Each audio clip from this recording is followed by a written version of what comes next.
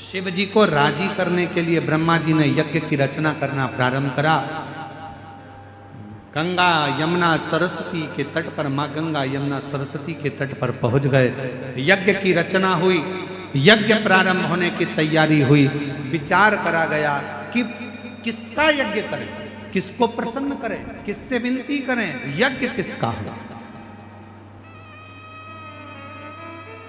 तब ब्रह्मा जी ने देवताओं से पूछा, देवता कुछ बोले नहीं। भगवान नारायण से पूछा, नारायण कुछ नहीं बोले। तो ब्रह्मा जी के मन में भाव आया, मैं अपने पुत्र देवर्षि नारद से पूछता हूँ यज्ञ किसका करा जाए। देवर्षि नारद ने अपने मन में भाव रखा तो अपने भांजे पर्वत मुनि से पूछा। पर्वत मुनि ने जाकर सीधे तुमरुका जी से पूछा कि ब्रह्मा जी यज्ञ करना चाहते हैं, कौन सा यज्ञ करें। पर्वत मुनि के बात सुनकर तुमरुका जी ने अपने मुख से कह दिया कि ब्रह्मा जी से कहो कि रुद्र को प्रसन्न करने के लिए, शिव को प्रसन्न करने के लिए कोई युद्ध, रुद्र यज्ञ का एक आनंदमय रूप धारण किया।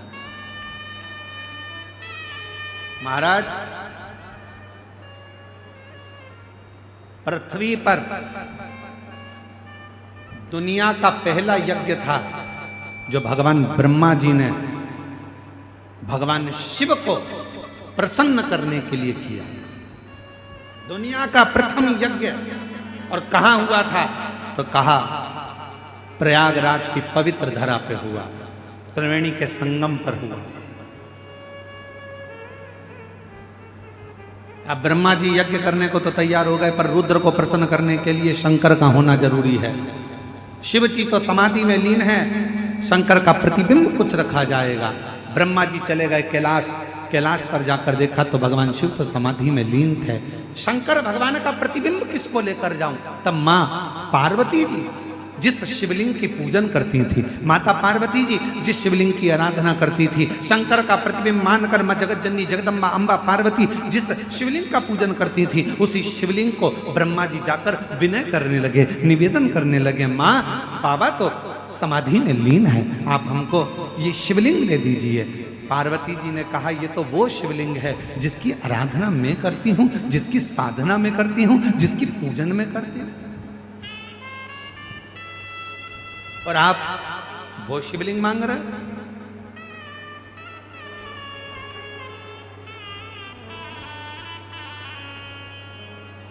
और देना हो तो दीजिए जन्म जन्म का साथ, मेरे सिर पर रख दो बाबा अपने ये दोनों हाथ, और देना हो तो दीजिए जन्म जन्म का साथ, देना हो तो दीजिए जन्म जन्म का साथ।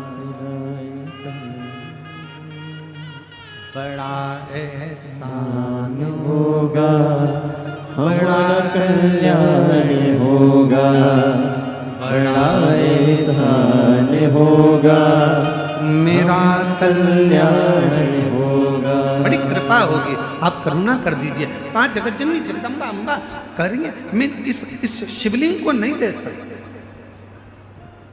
ये मेरी पूजन का स्थान है, ये मैं पूजती हूं।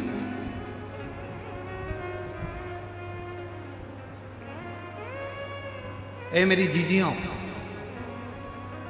मेरे जीजाओं, मेरी बेटियों बेटाओं, मेरे माताओं, मेरे भाई, मेरे बुजुर्ग माता पिता तुल्य विराजमान हो, आप सबसे निवेदन करूंगा, सास की प्रॉपर्टी का हिस्सा हो, ससुर की प्रॉपर्टी का हिस्सा हो, सास के कपड़ों का हिस्सा हो, सास ससुर के जेवर का हिस्सा हो, सबके हिस्से हो। और यदि आखिरी में मंदिर में भगवान रह जाए और कहे इसको कौन लेगा, तो कह देना जो मंदिर में मेरा शिव बैठा है, जो मंदिर में मेरा लाडला बैठा है, उसको मुझे दे दीजिए, मेरे ठाकुर को, मेरे राम को, मेरे कृष्ण को, मेरे शंकर को मुझे दे दीजिए, बस मुझे। लोग कहते हैं कि मंदिर में, लोग कहते हैं हमारे यहाँ महाराज जी ऐसा मंदिर है, हमारे गांव में ऐसा मंदिर है, 100 साल पुराना है, हमारे गांव में मंदिर है 50 साल पुराना है, हमारे गांव में मंदिर है 30 साल पुराना है। बोले बोले बोलते कि नहीं बोलते? अरे जम के तो बोलो। लोग कहते हैं हमारे यहाँ मंदिर 50 साल पुराना, हमारे यहाँ मंदिर 80 साल पुराना, हमारे यहाँ मंदिर 500 साल पुराना।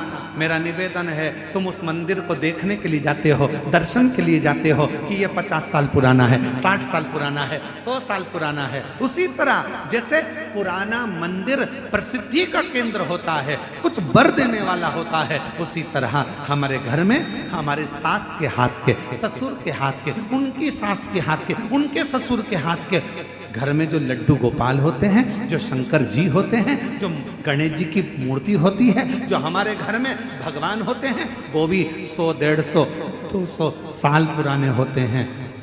यदि वो हमको प्राप्त हो जाए और हम उनकी पूजन करना प्रारंभ कर दें तो वो भी हमें वर देना प्रारंभ कर देंगे। वर देना।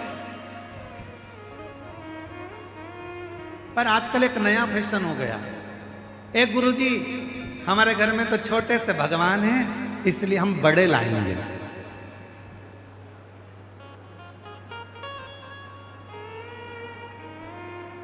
अब घूमने गई मंदिर, कहीं तीर्थ में चली गई, वहां से घर में थे इतने से लड्डू गोपाल और ये बाजार से ले आई इतने बड़े लड्डू गोपाल।